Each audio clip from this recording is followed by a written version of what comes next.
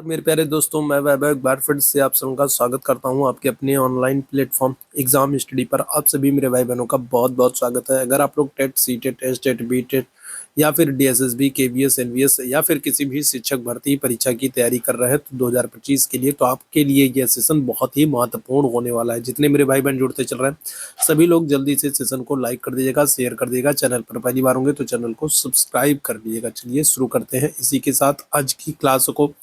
पहला प्रश्न आपके सामने है, भिलाई इस्पात कारखाना कहाँ पर स्थित है? तो बताइएगा, छत्तीसगढ़, झारखंड, मध्य प्रदेश या फिर उड़ीसा। तो पहला प्रश्न आपके सामने है, चलिए जल्दी से बताएंगे। तो भिलाई इस्पात कारखाना जो है तो ये कहाँ पर स्थित है? तो क्या हो जाएगा करेक्ट आंसर? तो देखिए, जो भिलाई इस्पात कारखाना है इसका जो निर्माण है वो किया गया था द्वितीय पंचवर्षीय योजना के दौरान। ठीक है, क्या हो जाएगा? तो अगर हम लोग बात करेंगे तो भिलाई इस्पात कारखाना जो है तो इसका निर्माण द्वितीय पंचवर्षीय योजना के दौरान किया गया था। द्वितीय पंचवर्षीय योजना का समय क्या है? द्वितीय पंचवर्षीय योजना के दौरान भिलाई इस्पात संयंत्र का निर्माण किया गया है। द्वितीय पंचवर्षीय योजना का जो समय है वो है 1956 से लेकर के 1961 का। और इस भिलाई इस्पात संयंत्र को याद रखेंगे रूस के सहयोग से, किसके? तो रूस के सहयोग से स्थापित किया गया था। ये प्रश्न बहुत आपसे पूछा जाता है। भिलाई इस्पात संयंत्र को रूस के सहयोग से स्थापित किया गया है द्वितीय पंचवर्षीय योजना के दौरान 1956 से 61 के दौरान इस इस्पात संयंत्र को लगाया गया था। और कहां पर लगाया गया है? तो क्या आंसर कर दीजिएगा? तो आप आंसर कर देंगे छत्तीसगढ़ में। ठीक है, भिलाई इस्पात संयंत्र आपको कहां पर देखने को मिलेगा? तो आप आंसर क्या करेंगे? तो आप आंसर करेंगे छत्तीसगढ़ में। ठीक है, तो पहले प्रश्न का क्या हो जाएगा? ऑप्शन संख्या क्या कर दीजिएगा? तो ऑप्शन संख्या ए बिल्कुल एकदम करेक्ट हो जाएगा। ठीक है, याद रखेंगे छत्तीसगढ़ में भिलाई है। पश्चिम बंगाल में अगर हम लोग बात करें तो पश्चिम बंगाल में क्या है? तो पश्चिम बंगाल में दुर्गापुर है। ठीक है, क्या है? तो पश्चिम बंगाल में अगर हम लोग बात करेंगे तो दुर्गापुर है। और झारखंड में अगर हम लोग बात करते हैं तो झारखंड में क्या हो जाएगा? तो झारखंड में आपको बोकारो देखने को मिलेगा। झारखंड में आपको बोकारो देखने को मिलेगा। और इसी तरीके से उड़ीसा में अगर आपसे पूछ ले तो उड़ीसा में आपको क्या देखने को मिलेगा? तो आपको राउरकेला देखने को मिलेगा। ठीक है, क्या हो जाएगा? तो उड़ीसा में आपको राउरकेला देखने को मिलेगा। याद रखेंगे, क्लियर है? तो यहाँ से आपको मिलान करने को भी दे देता है कि दुर्गापुर कहाँ पर है, राउरकेला कहाँ पर है, बोकारो कहाँ पर है, भिलाई कहाँ पर है। ठीक है, तो भिलाई इस्पात कारखाना छत्तीसगढ़ में द्वितीय पंचवर्षीय योजना के दौरान लगाया गया और रूस की मदद से। आगे बढ़ेंगे दूसरे प्रश्न की तरफ। निम्नलिखित जलाशयों में से कौन सा रिहंद परियोजना से संबंधित है? सबसे पहले तो आपको पता होना चाहिए कि रिहंद जो ये बांध परियोजना है ये आपको कहाँ पर देखने को मिलेगा और कौन सी नदी पर आपको देखने को मिलेगा?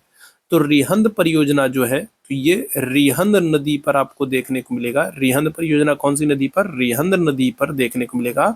और रिहंद नदी जो है ये किसकी सहायक नदी है? सोन की सहायक नदी। कौन सी?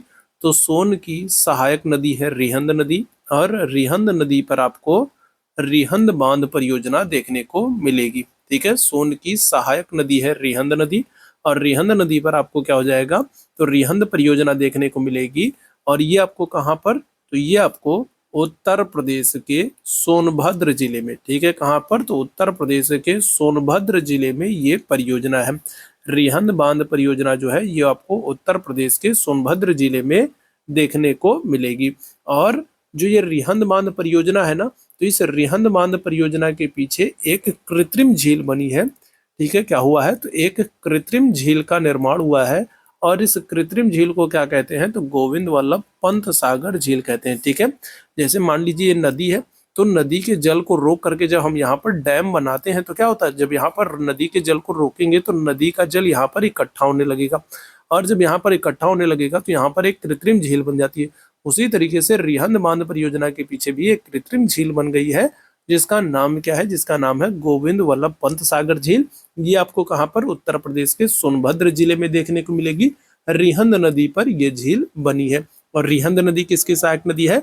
तो सोन की सहायक नदी। तो दूसरे प्रश्न का ऑप्शन संख्या बी बिल्कुल करेक्ट हो जाएगा।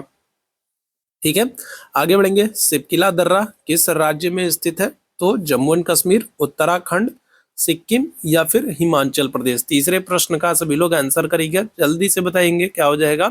तो देखो, अगर हम लोग किसकी बात करते हैं, अगर सबसे पहले हम लोग बात करते हैं जम्मू एंड कश्मीर की, तो जम्मू एंड कश्मीर में देखो आपको कौन कौन से दर्रे देखने को मिलेंगे। तो यहाँ पर आपको काराकोरम दर्रा, काराकोरम दर्रा देखने को मिलेगा जम्मू एंड कश्मीर में। इसके अलावा पीर पंजाल दर्रा, ठीक है, पीर पंजाल दर्रा, बनिहाल दर्रा, बनिहाल दर्रा, जोजिला दर्रा, जोजिला दर्रा, और कौन से दर्रे हो जाएंगे, और बुर्जिला दर्रा। ठीक है, तो ये सभी दर्रे आपको कहाँ पर, जम्मू एंड कश्मीर में देखने को मिलेगा। काराकोरम दर्रा, पीर पंजाल दर्रा, बनिहाल दर्रा, जोजिला दर्रा और बुर्जिला दर्रा। ठीक, उत्तराखंड की अगर हम लोग बात करें तो उत्तराखंड में क्या हो जाएगा, तो यहाँ पर आपको थांगला दर्रा देखने को मिलेगा, नीति दर्रा देखने को मिलेगा, लिपू लेख देखने को मिलेगा, लिपू लेख दर्रा और माना दर्रा। ठीक है, ये सभी दर्रे आपको कहाँ पर, तो उत्तराखंड में देखने को मिल जाएंगे। ठीक, सिक्किम की अगर हम लोग बात करते हैं, सिक्किम में आपको कौन कौन से दर्रे देखने को मिलेंगे, तो सिक्किम में आपको नाथुला दर्रा देखने को मिलेगा, नाथुला दर्रा और जेलेपला दर्रा। ठीक है, कौन सा, तो नाथुला और जेलेपला, नाथुला और जेलेपला दर्रा आपको सिक्किम में देखने को मिलेगा। ठीक है, तो सिपकिला दर्रा कहाँ पर हो जाएगा, तो करेक्ट आंसर आप कर दोगे हिमाचल प्रदेश में। हिमाचल प्रदेश में एक तो आपको सिपकिला दर्रा देखने को मिलेगा, इसके अलावा आपको रोहतांग दर्रा, ठीक है, रोहतांग दर्रा और बाड़ा लाचाला दर्रा। ठीक है, बाड़ा ला चाला दर्रा, तो ये तीनों दर्रे आपको कहाँ पर, हिमाचल प्रदेश में देखने को मिलेंगे। सिपकिला दर्रा, रोहतांग दर्रा और बाड़ा लाचाला दर्रा। तो दर्रों से प्रश्न आपके एग्जाम में बन जाते हैं, तो सभी को विशेष रूप से ध्यान रखिएगा। आगे बढ़ेंगे अगले प्रश्न की तरफ। भारत में कुल कितने कृषि जलवायु क्षेत्रों में विभाजित किया गया, बताइएगा। भारत को कुल कितने कृषि जलवायु क्षेत्रों में विभाजित किया गया। अगर हम लोग अपने प्यारे भारत की बात करें, तो जो हमारा प्यारा भारत है, इसको कुल कितने कृषि जलवायु क्षेत्रों में विभाजित करने का काम किया गया, तो ये आप लोगों को बताना है। चलिए जल्दी से सारे लोग बताएंगे क्या हो जाएगा। तो भारत को कुल कितने कृषि जलवायु क्षेत्रों में विभाजित करने का काम किया गया, तो करेक्ट आंसर हो जाएगा 15। ठीक है, कितने, तो 15 कृषि जलवायु क्षेत्रों में विभाजित किया गया है। आगे बढ़ेंगे अगले प्रश्न की तरफ। केंद्रीय औषधीय एवं सगंध पौधा संस्थान कहाँ पर स्थित है, तो हैदराबाद, नई दिल्ली, भोपाल, लखनऊ। बताइएगा, केंद्रीय औषधीय एवं सगंध पौधा संस्थान कहाँ पर स्थित है। करेक्ट आंसर क्या कर देंगे, तो करेक्ट आंसर जो जाएगा वो हो जाएगा ऑप्शन संख्या डी, लखनऊ। ठीक है, देखो लखनऊ में अगर हम लोग बात करें, तो लखनऊ में हमको औषधीय अनुसंधान संस्थान, ठीक है, कौन सा, औषधीय अनुसंधान संस्थान, इसके अलावा विष अनुसंधान संस्थान, ठीक है, विष अनुसंधान संस्थान, इसके अलावा उपोष्ण अनुसंधान संस्थान, उपोष्ण अनुसंधान संस्थान, ठीक है, उपोष्ण अनुसंधान संस्थान, और क्या हो जाएगा, और आपको गन्ना अनुसंधान संस्थान, ठीक है, गन्ना अनुसंधान संस्थान। तो ये सब आपको कहाँ पर, तो ये सब आपको लखनऊ में देखने को मिलेगा।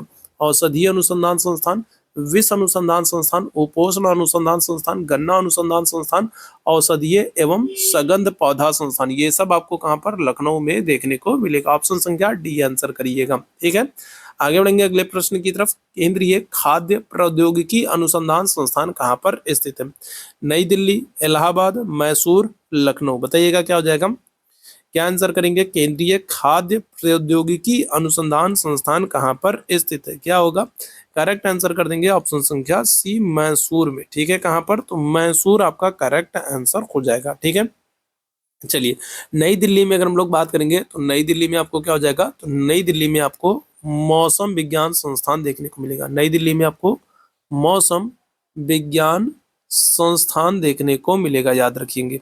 ठीक है, नई दिल्ली में आपको मौसम विज्ञान संस्थान देखने को मिलेगा, ये भी बहुत महत्वपूर्ण है।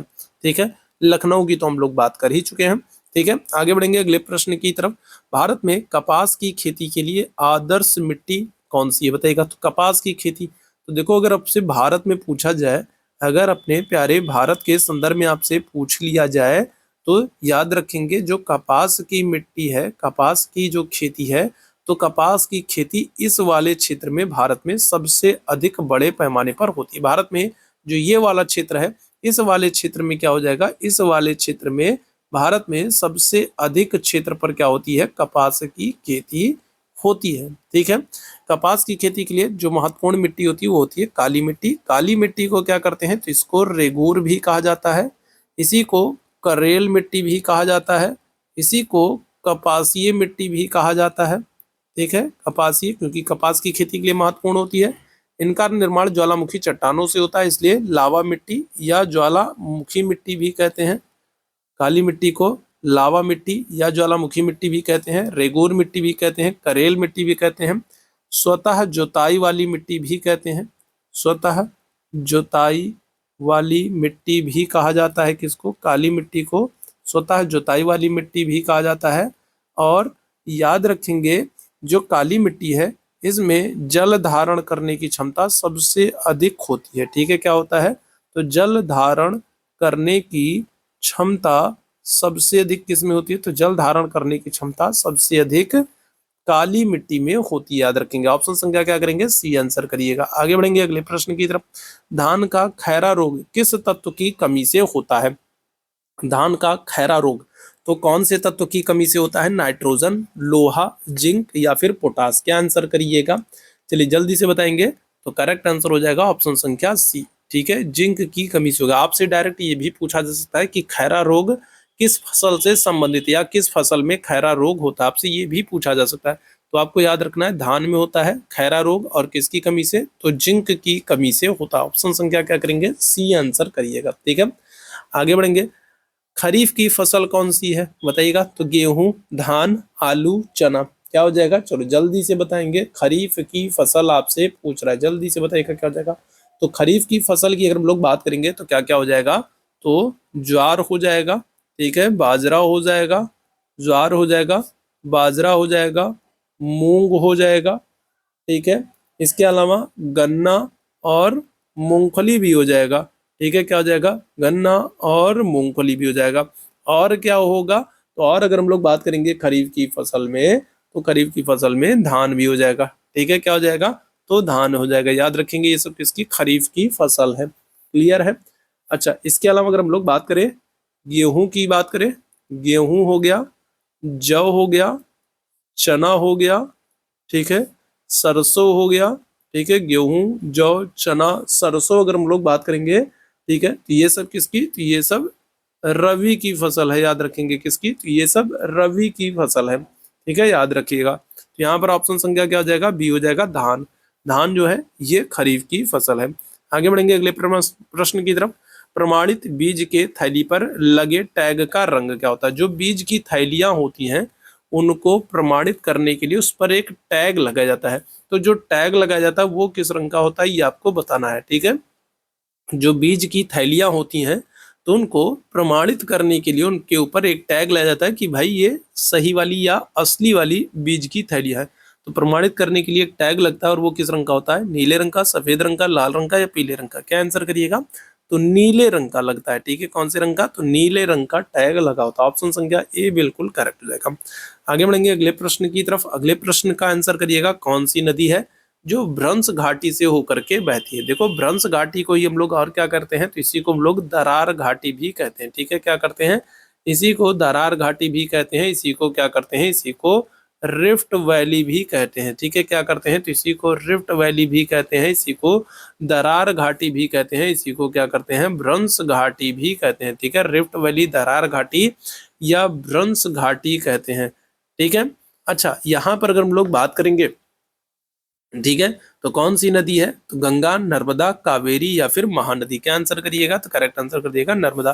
देखो रिफ्ट वैली, दरार घाटी, भ्रंश घाटी से होकर के बहने वाली भारत में 3 नदियां हैं। कौन कौन सी, तो एक है नर्मदा नदी, और कौन सी है, ताप्ती नदी, और तीसरी जो नदी है वो है दामोदर नदी। तो 3 नदियां हैं जो रिफ्ट वैली, दरार घाटी या भ्रंश घाटी से होकर के बहती है। भारत में बहने वाली 3 नदियां।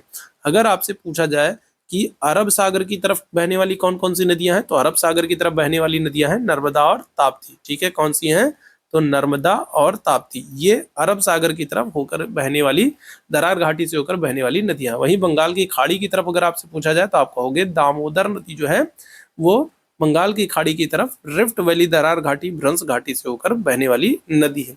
नर्मदा नदी, ठीक है। नर्मदा नदी पर आपको याद रखना है, एक तो धुआंधार जलप्रपात है, कौन सा, तो धुआंधार जलप्रपात है, और दूसरा जो है वो है कपिल धारा जलप्रपात, ठीक है। कौन सा, तो धुआंधार जलप्रपात और कपिल धारा जलप्रपात, धुआंधार जलप्रपात और कपिल धारा जलप्रपात, ये दोनों कौन सी नदी पर है, तो नर्मदा नदी पर देखने को मिलेगा। आगे बढ़िएगा, ऑपरेशन फ्लड का संबंध किससे, तो बाढ़ नियंत्रण से, सिंचाई विकास से, मृदा संरक्षण से, दुग्ध उत्पादन से, बताइएगा क्या हो जाएगा। तो ऑपरेशन फ्लड का जो संबंध है वो किससे है, तो क्या आंसर करेंगे, तो आप कहोगे ऑपरेशन फ्लड का संबंध जो है वो किससे है, वो दुग्ध उत्पादन से है। और दुग्ध उत्पादन को बढ़ावा देने के लिए क्या करते हैं, तो श्वेत क्रांति की शुरुआत हुई थी, ठीक है। किसकी, तो श्वेत क्रांति की शुरुआत हुई थी। ऑपरेशन फ्लड का संबंध दुग्ध उत्पादन से है और दुग्ध उत्पादन को बढ़ावा देने के लिए श्वेत क्रांति की शुरुआत हुई थी।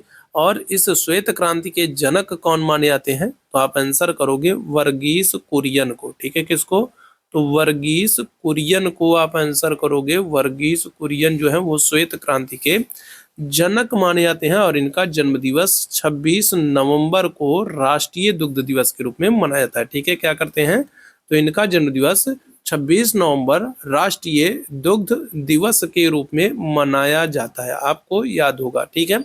अच्छा, अगर आपसे राष्ट्रीय डेयरी अनुसंधान संस्थान पूछ ले, ठीक है, क्या कर ले, आपसे राष्ट्रीय डेयरी अनुसंधान संस्थान पूछ ले, राष्ट्रीय डेयरी अनुसंधान संस्थान पूछ ले कि कहाँ पर है, तो आप आंसर क्या करोगे, आप कहोगे करनाल हरियाणा में, ठीक है। कहाँ पर, तो करनाल हरियाणा में, ठीक है। करनाल हरियाणा में राष्ट्रीय डेयरी अनुसंधान संस्थान है, इस बात को याद रखेंगे, ठीक है। तो ऑपरेशन फ्लड का संबंध किससे हो जाएगा, दुग्ध उत्पादन से हो जाएगा। आगे बढ़िएगा अगले प्रश्न की तरफ। सोनालिका किस फसल की प्रजाति बताएगा, तो सोनालिका अगर हम लोग बात करेंगे किस फसल की प्रजाति है, तो मक्का, जौ, गेहूं या फिर धान, क्या आंसर करिएगा, चलिए जल्दी से सारे लोग आंसर करेंगे। तो सोनालिका किसकी प्रजाति है, तो आप आंसर करोगे ऑप्शन संख्या सी, गेहूं, ठीक है। क्या कर दोगे, तो ऑप्शन संख्या सी, गेहूं की प्रजाति है सोनालिका। और गेहूं किस फसल की प्रजाति है, तो क्या आंसर करेंगे, तो गेहूं कौन सी फसल है, तो आप कहोगे गेहूं रबी की फसल है। गेहूं किसकी फसल है, तो रबी की फसल है, याद रखिएगा, बहुत पूछा गया है। आगे बढ़ेंगे अगले प्रश्न की तरफ। सिंचाई की किस विधि में सर्वाधिक पानी की बचत होती है बताइएगा, तो सिंचाई की कौन सी विधि है जिसमें पानी की बचत होती है, बताएंगे।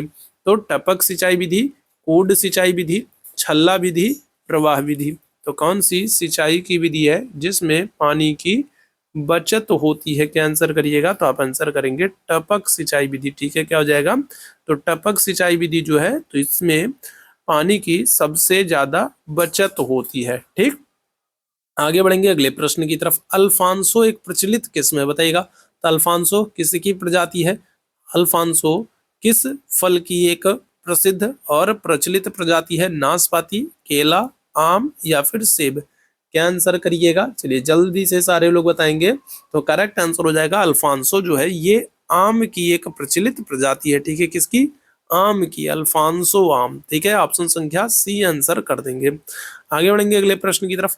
आम की कौन सी किस्म बहुभ्रूणीय है बताइएगा, तो आम की कौन सी किस्म है जिसमें बहुभ्रूण पाया जाता है, तो अल्फांसो होगा, नीलम होगा, चंद्रकली होगा, दशहरी होगा, क्या आंसर करिएगा, बताएंगे। तो अगर हम लोग बात करें तो आम की जो ये बहुभ्रूणीय जो किस्म है, फसल है, ये है चंद्रकली। और ये मुख्य रूप से आपको कहाँ पर, तो ये आपको पश्चिमी घाट में केरल राज्य में देखने को मिलेगा, ठीक है। कहाँ पर, तो पश्चिमी घाट पर केरल राज्य में आपको देखने को मिलेगा। ऑप्शन संख्या क्या हो जाएगा, सी बिल्कुल यहाँ पर करेक्ट हो जाएगा। आगे बढ़ेंगे। दूध में सर्वाधिक वसा उत्पादन वाली भैंस की नस्ल कौन सी है बताएंगे, क्या हो जाएगा, ठीक है। तो जितने लोग अभी तक सेशन को लाइक और शेयर नहीं किए हो, है ना, तो सेशन को एक बार लाइक और शेयर कर दीजिएगा। ऐसे प्रश्न आपके एग्जाम में पूछे गए हैं और निश्चित रूप से आपको आगामी एग्जाम में भी ऐसे प्रश्न देखने को मिलेंगे, ठीक है। चैनल पर पहली बार है तो चैनल को सब्सक्राइब भी जरूर कर लिएगा, ताकि जब भी हम लोग लाइव आते हैं तो इसकी नोटिफिकेशन आपको मिल जाया करे। वैसे आपकी जानकारी के लिए बता दूं कि ये क्लास डेली शाम को 6 PM से चलेंगी। ठीक है, कब से? तो डेली शाम को 6 PM से ये क्लास स्टार्ट होगी। ठीक है, तो बिल्कुल जुड़ना ना भूला कीजिए, बहुत ही महत्वपूर्ण क्लास होती है शाम को 6 बजे से। तो दूध में सर्वाधिक वसा उत्पादन वाली भैंस की नस्ल कौन सी होगी? क्या आंसर करोगे? तो आप आंसर करोगे भदावरी। ठीक है, कौन सी कर दोगे? तो आप आंसर कर दोगे भदावरी नस्ल जो होती है ये सर्वाधिक दूध में वसा का उत्पादन करती है। ऑप्शन संख्या क्या हो जाएगा? तो देखो, जो जाफराबादी या मुर्रा कर रहे हैं वो गलत हो जाएंगे, याद रखना भदावरी होगा। ऑप्शन संख्या डी आंसर होगा। ठीक, आगे बढ़िएगा। गुल्ली डंडा किस फसल का प्रमुख खरपतवार है? अब आपको गुल्ली डंडा खेल याद आ रहा होगा, बचपन में बहुत खेला है, लेकिन बताइएगा तो किस फसल में, कौन सी फसल है जिसमें आपको खरपतवार के रूप में गुल्ली डंडा देखने को मिलता है? मटर, बाजरा, मक्का, गेहूं? क्या आंसर करोगे? क्या हो जाएगा? कौन से फसल में आपको गुल्ली डंडा खरपतवार देखने को मिलेंगे? करेक्ट आंसर कर दोगे गेहूं में। ठीक है, गेहूं की जो फसल होती है उसमें आप देखोगे, आपने नाम सुना होगा कौन सा? तो आपने बलूरी नाम सुना होगा, बलूरी, या फिर आपने नाम सुना होगा बरूली। ठीक है, बरूली या फिर बलूरी नाम आपने सुना होगा। तो ये क्या होता है? ये खरपतवार होता है और इसी को गुल्ली डंडा के नाम से जानते हैं, जो कि गेहूं में होता है। ऑप्शन संख्या क्या हो जाएगा? डी बिल्कुल एकदम करेक्ट हो जाएगा। ठीक है, आगे बढ़ेंगे अगले प्रश्न की तरफ। निम्नलिखित में से कौन सबसे लंबी नदी है? गोदावरी, महानदी, कृष्णा, कावेरी? तो आपको क्या किया गया है? तो आपको दक्षिण भारत की नदियां दी गई हैं, आपको प्रायद्वीपीय भारत की नदियां दी गई हैं, जो प्रायद्वीपीय भारत में बहती हैं, उनका उनके बारे में आपको जिक्र किया गया है। तो बताएंगे क्या हो जाएगा? तो आपको पता है प्रायद्वीपीय भारत में बहने वाली जो सबसे लंबी नदी है वो कौन सी है? तो वो है गोदावरी नदी। गोदावरी नदी को क्या करते हैं? तो इसको वृद्ध गंगा या बूढ़ी गंगा भी कहते हैं। ठीक है, क्या करते हैं? तो वृद्ध गंगा या बूढ़ी गंगा भी कहते हैं। और गोदावरी नदी पर आपको पोचम पाद परियोजना और जायकवाड़ी परियोजना देखने को मिलेगी। कौन कौन सी परियोजना? तो पोचम पाद और जायकवाड़ी परियोजना। ठीक है, दो परियोजनाएं आपको गोदावरी नदी पर देखने को मिलेंगी। कौन कौन सी? तो पोचम पाद परियोजना और जायकवाड़ी परियोजना, दो परियोजना आपको गोदावरी नदी पर देखने को मिलेंगी। और आप याद रखेंगे कि गोदावरी नदी के किनारे ही नासिक में क्या होता है? महाकुंभ लगता है। ठीक है, क्या होता है? नासिक में कुंभ मेला जो है वो कौन सी नदी के किनारे लगता है? तो गोदावरी नदी के किनारे लगता है।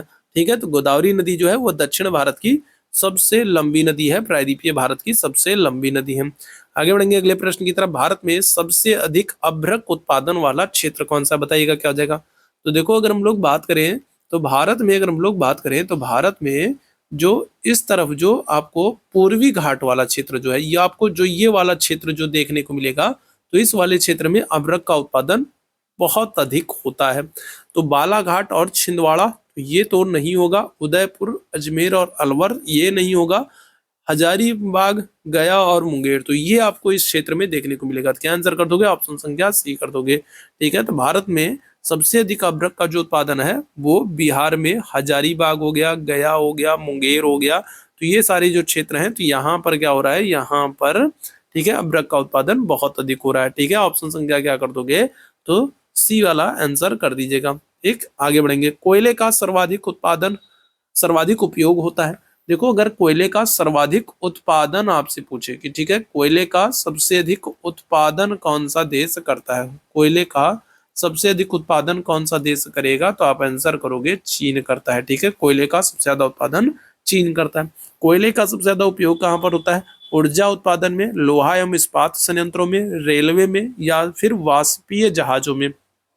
तो कोयले का सबसे ज्यादा जो उपयोग होता है वो ऊर्जा उत्पादन में। ठीक है, ऊर्जा उत्पादन में कोयले का सबसे ज्यादा उपयोग होता है। ऑप्शन संख्या क्या कर देंगे? ए आंसर कर देंगे। ठीक है, आगे बढ़ेंगे अगले प्रश्न की तरफ। बैलाडीला खान प्रसिद्ध है, बताइएगा किसके लिए प्रसिद्ध है?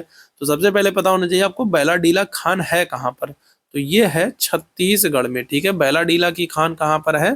तो ये छत्तीसगढ़ में है। और ये किसके लिए प्रसिद्ध है ये आपको बताना है। तो क्या हो जाएगा? तो बैलाडीला की जो खान है ये छत्तीसगढ़ में है और ये लौह अयस्क के लिए फेमस है। ऑप्शन संख्या क्या हो जाएगा? सी बिल्कुल करेक्ट हो जाएगा। बैलाडीला की खान छत्तीसगढ़ में है, लौह अयस्क के लिए फेमस। ऑप्शन संख्या सी बिल्कुल करेक्ट हो जाएगा। ठीक है, आगे बढ़िएगा अगले प्रश्न की तरफ। किस राज्य की सीमा बांग्लादेश से नहीं मिलती है? देखो, बांग्लादेश जो है ये भारत के साथ क्या करता है, तो सबसे लंबी स्थलीय सीमा बनाता है। ठीक है, क्या कर सकता है, तो भारत के साथ सबसे लंबी स्थलीय सीमा। ये प्रश्न बहुत बार पूछा गया है, कई बार आपसे पूछा गया है, भारत के साथ सबसे लंबी स्थलीय सीमा कौन बनाता है, तो बांग्लादेश बनाता है 4096 किलोमीटर की। ठीक है, कितने की, तो 4096 किलोमीटर की सबसे लंबी जो स्थलीय सीमा है भारत के साथ, वो बांग्लादेश बनाता है। कितने राज्यों के साथ बनाता है, तो 5 राज्यों के साथ बनाता है। 5 राज्य कौन कौन से हो जाएंगे, तो असम हो जाएगा, असम है, मेघालय है, असम, मेघालय, त्रिपुरा, त्रिपुरा, मिजोरम, मिजोरम और पश्चिम बंगाल। ठीक है, क्या हो जाएगा, तो असम, मेघालय, त्रिपुरा, मिजोरम और पश्चिम बंगाल। ठीक है, तो 5 राज्य हैं जिनके साथ बांग्लादेश क्या करता है, सीमा बनाता है भारत के साथ सबसे लंबी स्थलीय सीमा 4096 किलोमीटर की। तो आप देख लो, 5 राज्यों के मैंने नाम लिख दिए हैं, तो किसके साथ, तो मेघालय के साथ बना रहा है, ठीक है, मिजोरम के साथ बना रहा है और त्रिपुरा के साथ बना रहा है, लेकिन मणिपुर के साथ सीमा नहीं बनाता है बांग्लादेश। ठीक है, ऑप्शन संख्या क्या हो जाएगा, ए बिल्कुल करेक्ट हो जाएगा। आगे बढ़िएगा, भारत में कौन सा जंतु लुप्त प्राय हो गया है, तो बाघ, शेर, तेंदुआ, चीता, क्या हो जाएगा, तो भारत में कौन सा जीव है जो लुप्त प्राय हो गया है, क्या आंसर करिएगा, तो करेक्ट आंसर आप कर देंगे ऑप्शन संख्या डी, चीता। देखो, भारत में चीता जो है वो लुप्त प्राय हो गया है और यही कारण है कि आप देखोगे जो मोदी जी हैं, तो मोदी जी क्या कर रहे हैं, तो मोदी जी कभी नामीबिया से चीता लेकर के आ रहे हैं, तो कभी दक्षिण अफ्रीका से भारत में चीतों को मंगाया जा रहा है। आप देखोगे मोदी जी कभी दक्षिण अफ्रीका से भारत चीते मंगा रहे हैं, तो कभी नामीबिया से चीते मंगा रहे हैं। कारण क्या है कि भारत में चीते जो हैं वो लुप्त प्राय हो गए हैं। ऑप्शन संख्या क्या करेंगे, तो डी आंसर करेंगे। ठीक है, आगे बढ़ेंगे अगले प्रश्न की तरफ। जलोढ़ मिट्टी कहाँ पर मिलती है, तो उत्तर भारत में, दक्षिण भारत में, पूर्वी भारत में या फिर गंगा जमुना मैदान में, क्या हो जाएगा बताएंगे।